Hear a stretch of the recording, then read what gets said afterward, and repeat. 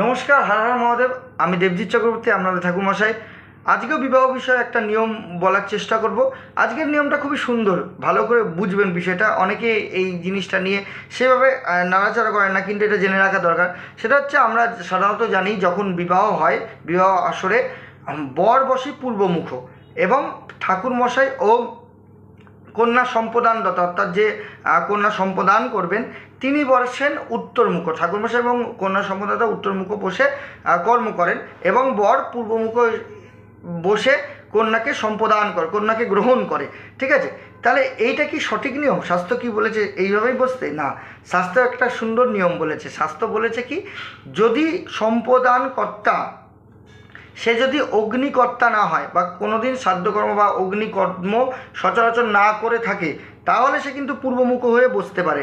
আর যদি সে অগ্নিকর্তা হয়ে থাকে বা সে যদি শ্রাদ্ধকর্ম করে থাকে, তাহলে কিন্তু সে উত্তরমুখ বসে কখনোই করবে না। সে সম্প্রদান করবেন কোথায় বসে? সে সম্প্রদান করবেন পূর্বমুখ হয়ে। কিন্তু বর সর্বত্র গ্রহণ করবে পূর্বমুখ হিসেবে। বর কন্যাকে গ্রহণ করবে কিন্তু পূর্বমুখ হিসাবেই বর গ্রহণ করবে।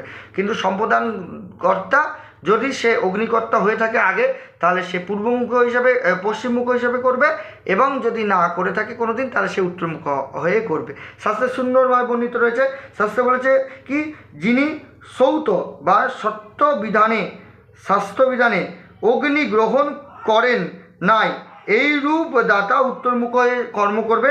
এবং যদি সে শাস্ত্র অনুযায়ী অগ্নি গ্রহণ করেছেন, তাহলে সে পূর্বমুখ হয়ে কন্যা সম্প্রদান করবে। এটাই শাস্ত্রসম্মত করেছে।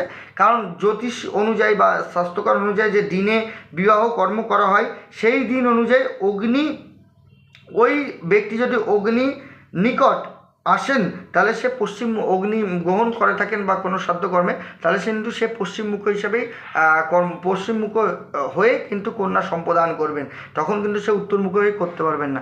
আর যদি সে কোনো দিন অগ্নিকর্তা না করে থাকেন, অগ্নিকর্ম না করে থাকেন বা কোনো শ্রাদ্ধকর্ম না করে থাকেন, তাহলে সে কিন্তু উত্তরমুখ হয়ে করবে। আমরা বেশিরভাগই উত্তরমুখে করে করাই, কিন্তু নিয়ম হচ্ছে এইটা শাস্ত্রমতে। আশা করি এবার থেকে এইভাবে মেনে নেওয়ার চেষ্টা করবেন। আজকের মতো ভিডিও এখানেই। ভিডিও ভালো লাগলে লাইক করুন, কমেন্ট করুন, শেয়ার করে সাবস্ক্রাইব করে নোটিফিকেশন অন করবেন এবং চ্যানেলের সঙ্গে থাকবেন, ফলো করবেন। নমস্কার।